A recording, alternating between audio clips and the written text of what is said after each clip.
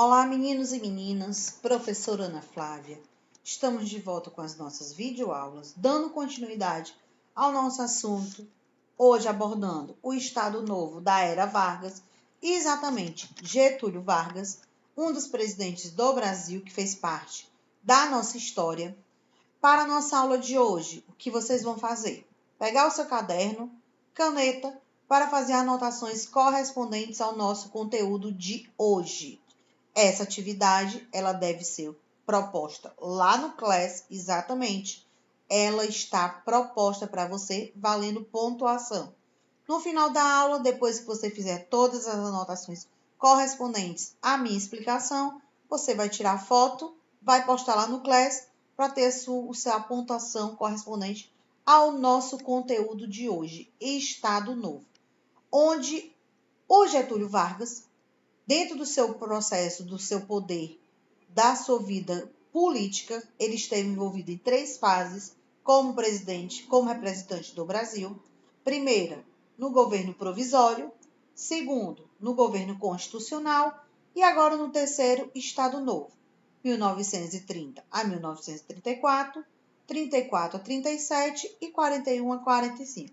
Então, a gente vai ver bem essa questão do Estado Novo representado no governo de Getúlio Vargas. E aí, já pegaram o caderno? Estão preparados para a nossa aula de hoje? Então, boa aula a todos e vamos começar. E aí, nós temos uma seguinte observação. Afinal, ele quem? Getúlio Vargas, governou o país por mais de 18 anos, de várias formas.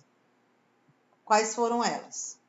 Ele foi ditador, presidente por eleição indireta e presidente por eleição direta. O que significa eleição indireta e eleição direta? Ele assumiu o poder através de uma intervenção, governantes o apoiaram, o elegeram como presidente. Outra, através do voto popular, através das eleições que foram realizadas dentro do nosso território. Em torno de sua personalidade e de sua ação política, ergueram-se um culto e uma repulsão. O que isso significa? Que a grande parte da população, muitos, idolatravam Getúlio Vargas, o respeitavam e o tinham como um representante político. Outros já o perseguiam, já não concordavam, já queriam lhe tirar do poder. O culto foi tecido com a imagem do homem que esteve à frente das transformações econômicas e sociais, como também o nacionalista que resistiu aos truques estrangeiros, como o primeiro estadista a vir a socorrer um dos humildes, implantando no país uma legislação trabalhista. Mais uma vez, o culto que ele está mencionando era a forma como Getúlio Vargas era visto pelo povo. Ele era idolatrado, respeitado, era tido como uma pessoa que estava ali para salvar o povo da situação que ele vivenciava. Já a repulsa é uma outra situação. Batia em teclas pessoais, aí já era muito relacionado com questão política, a frieza, o caráter dissimulado e os traços negativos de um homem público, entre eles muito autoritário, que atingia sua forma plena no Estado Novo, e a manipulação de assistencialista dos trabalhadores. E aí, a partir dessa parte introdutória, analisando como Getúlio Vargas era visto, por um lado e pelo outro, ou seja, pela elite e pela classe pobre, a gente vai conseguir agora analisar todas as ações de Getúlio Vargas dentro do Estado Novo, dentro da sua época como governante do Brasil, como presidente do Brasil. O que a gente tem aqui no primeiro tópico, centralização do poder. E aí nós vamos para as primeiras anotações no seu caderno.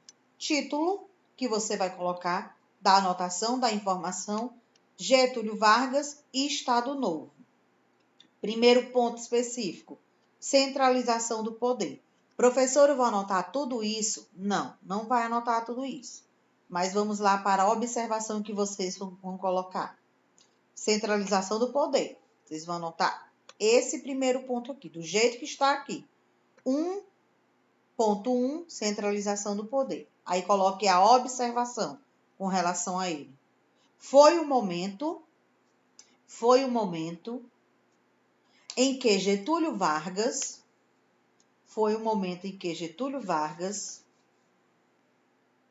baseado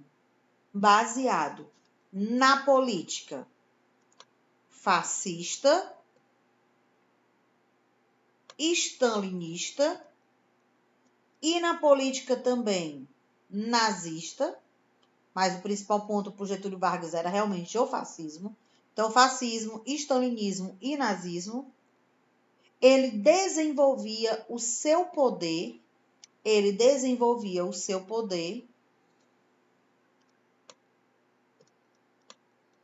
autoritário. Então, Getúlio Vargas, ele era autoritário, ele era ditador, ele seguia regimes fascistas, stalinistas, nazistas. O que isso quer dizer? Governos ditadores em trajetórias do mundo. Fascismo, Mussolini, stalinismo, Stalin, nazismo, Hitler, Itália, Rússia e Alemanha. Países altamente autoritários durante um bom tempo da nossa história e que até hoje ainda seguem alguns regimes do comunismo. Vamos continuar.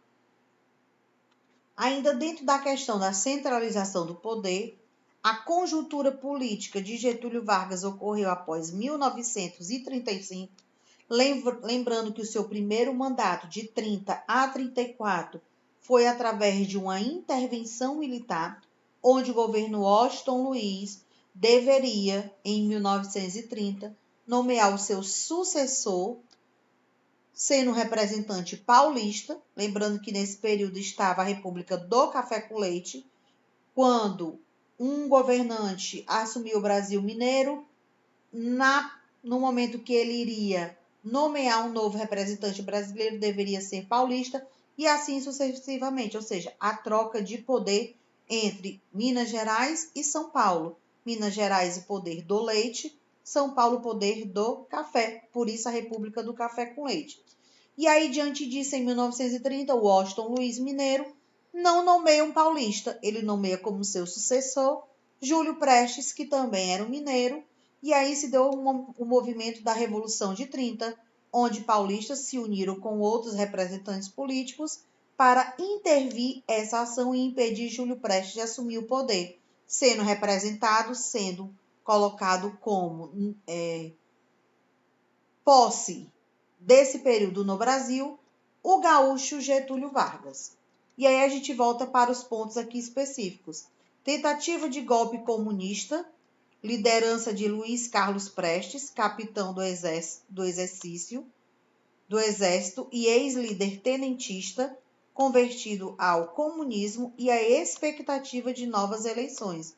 Júlio Prestes não desistiu em nenhum momento de tirar Getúlio Vargas do poder. Ele queria fazer com Getúlio Vargas o que Getúlio já havia feito com ele.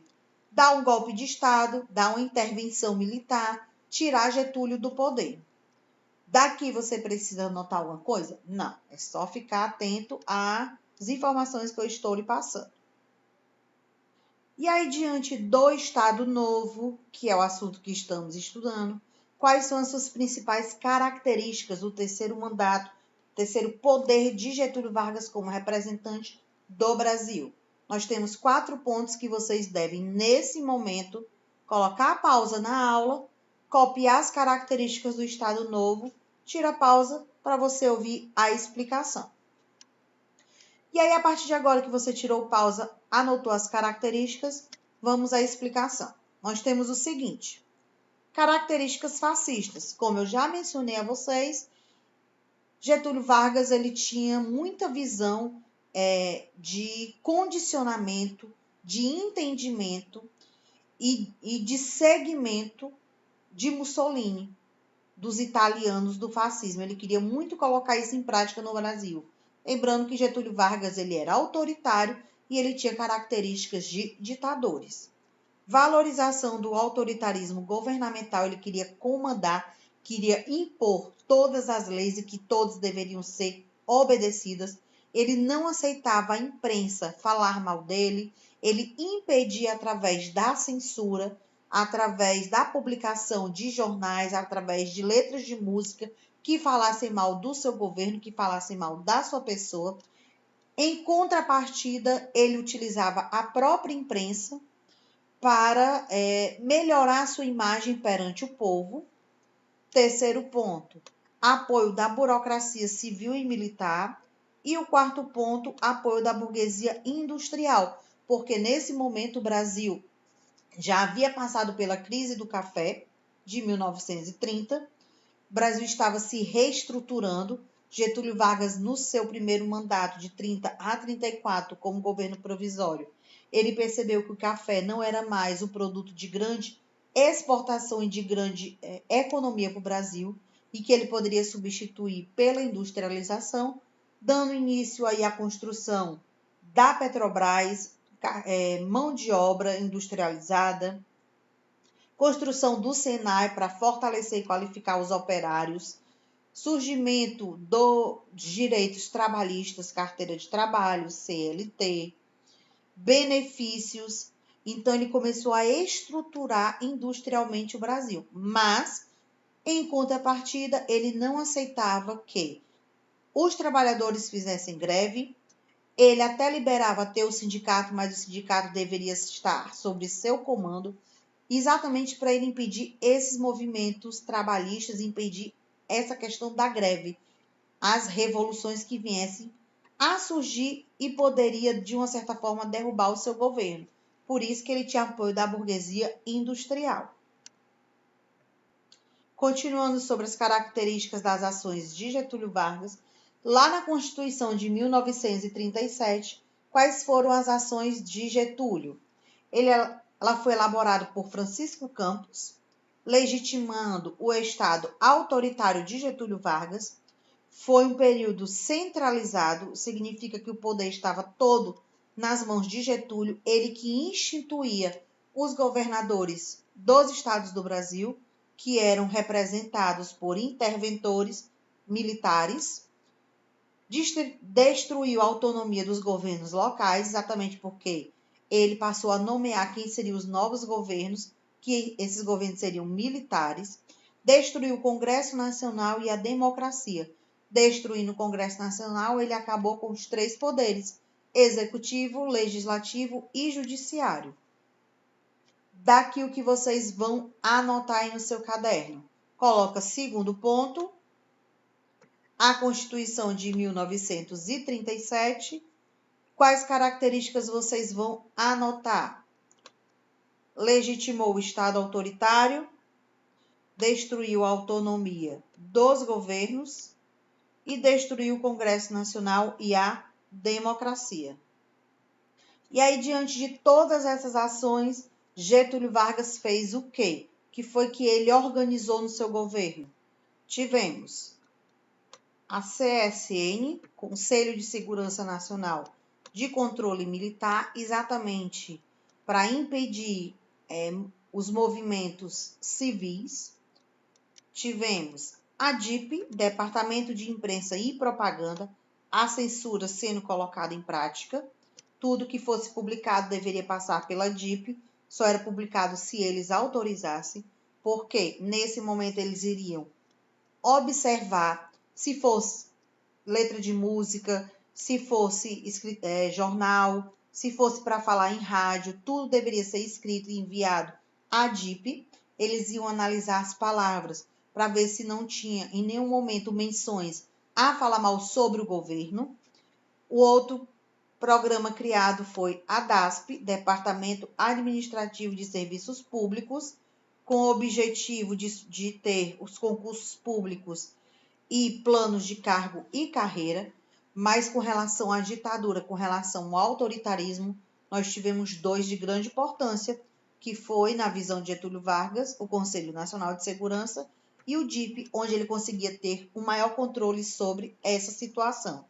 Terceiro ponto, você vai anotar, coloquem aí da seguinte forma. Ponto 3, organização do governo, e anote as duas informações iniciais, a CSN e a DIP. Mas Getúlio também, na sua visão, fez boas ações para o povo, fez boas ações para prosperar o Brasil. Nós temos aqui o quarto ponto, propaganda e cultura no Estado Novo.